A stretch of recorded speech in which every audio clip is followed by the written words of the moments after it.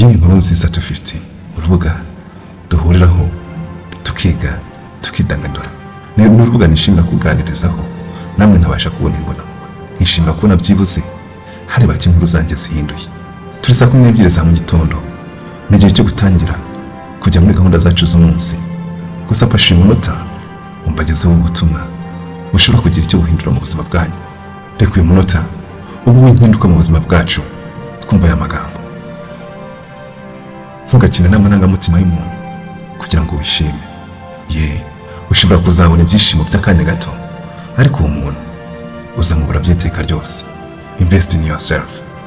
Kora icyo twakwita nk'ishoramari muri wowe, ukora ibintu bituma uva hamwe ukagera ku rundi rwego. Horana improvement mu buzima bwawe bwa buri munsi, kuko iyo uretse kwiga umeze nk'itanura tongerwamye. Ntukimbe kuri mwiza cyane, ntukimbe nkaho ukomeye cyane, ntukimbe nkaho ufite ubwenge buhanitse.